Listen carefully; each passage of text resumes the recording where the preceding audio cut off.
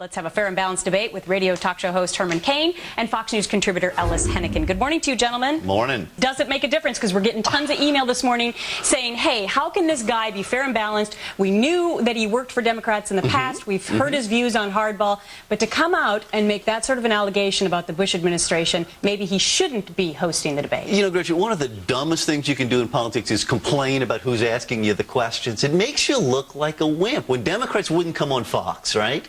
People asked reasonably, well, hey, if you can't handle Fox, how are you going to handle Al-Qaeda? You've got exactly the same situation here. I sit in here and I handle your hardballs without complaining, right? And these guys ought to handle whatever hardballs Chris Matthews is going to throw at them. I mean, right? I do think to a certain degree that you know that he's going to give them tough questions. That's what he does. Because he's on the opposite side of the fence. So it could be an interesting debate. That's not the reason. The reason isn't any supposed bias in Matthews. It's that he's a tough interviewer. He's an inside political guy. Supposed bias? He just said on the record at this party that he called the Bush administration criminal. He said that they have been caught in their criminality. Do you remember Scooter Libby? What was that an example of? Yeah, but he did not necessarily play it fair and balanced at this particular event. The right, reality Ellis? is, Come on. but he was no. I mean, he was very tough. But the reality is, I mean, you watched hardball in the Clinton years. He was just as mean and vicious to the Clintons. That's what Matthews does. It's part of what makes his show occasionally worth watching. All right, so Herman, can you hear us now? Yes, I can. Maybe you didn't hear the first part of the conversation, but I'm going to throw this question at you. Should Sean Hannity or should Rush Limbaugh now be allowed to host the next Democratic debate? Absolutely. You know, if you're going to worry about who's asking the question, you shouldn't be in the race. There's an old saying, if you know you're going to deal with the snake, prepare to deal with the snake. I don't think we can get into worrying about, you know that Chris Matthews is going to be biased, so just be prepared to challenge any insinuation that he makes, since you know he's going to be there. So do you think it's fair that he is going to host this debate? Do you think it matters when the hosts of debates that we know what their particular bias is? Yes, I think that it would be fairer if they had Chris Matthews and, say, a Sean Hannity both asking the questions together. But CNBC isn't going to do that. They have a biased opinion that they want to reflect through the questions being asked by Chris Matthews. We already know that. So the candidates have to prepare differently, in my opinion, in order to be able to not get caught in some of his insinuations and some of his trick questions. That's an interesting point. Ellis, I'm going to turn it back on you. Sure. You know for a fact that the Democrats would be in an uproar if Sean Hannity or Rush Limbaugh was going to host a debate. You know, I don't know that people would have that problem. They shouldn't have that problem. I mean, I agree with... No, seriously. I mean, Herman's right about that. You in this business, you got to be able to handle whatever it is thrown at you. I mean, I'm brave enough to sit here with Herman. I mean, he's a tough guy. Who knows what he's going to throw at me? And that makes me look better because I'm willing to do that. And he's willing to sit here with me and take whatever abuse I'm going to give him, and it makes him look like a bigger guy for doing it. Absolutely. I mean, you know, and going back to the thing about if the Democrats were in a similar situation, well, look, the Democrats have already demonstrated that they are afraid to be asked questions by someone who they perceive to be opposite their point of view when they didn't want to do a debate that was going to be hosted by Fox News. So why are Republicans bellyaching about this? That's what I don't understand. Because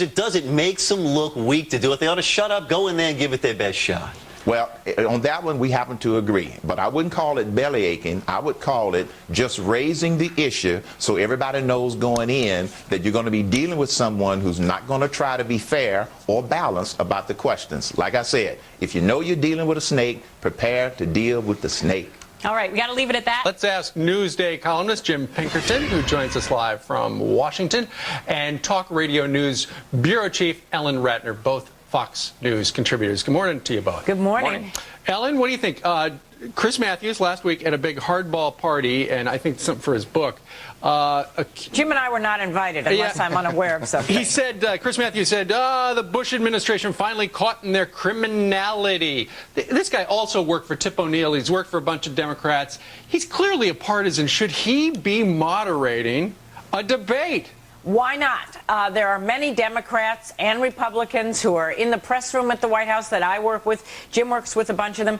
When you're asking questions, it does not mean that you can't ask hard or or difficult questions. Well, Ellen, think about this. The last debate, I think it was the last debate that Keith Olbermann did, it was the lowest rated debate so far this season, because I think people look at him and they think, oh, I've seen those commentaries. This guy's a partisan. Now, He's got an axe to grind. if you want to talk about ratings, maybe not. But if you want to talk about somebody who is capable of asking tough questions, I see why not. Jim, what do you think? Well, Ellen, I think he's got a little bit of a bias there, don't you? A little bit.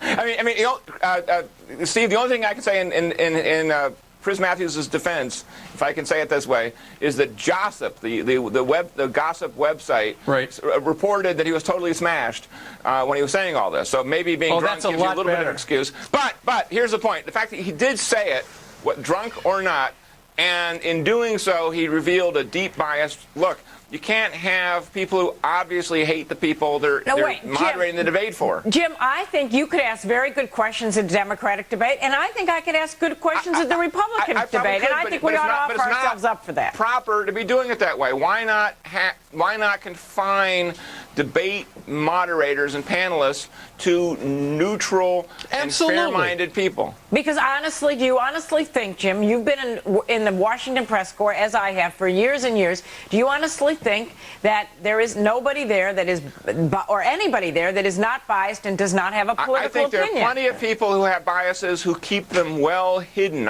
You really couldn't detect what their politics are. I have no idea who Chris Wallace, for example, voted for. I have no idea, frankly, who Tim Russert voted for most of the time. There are people who are simply professional enough to keep a lid on it.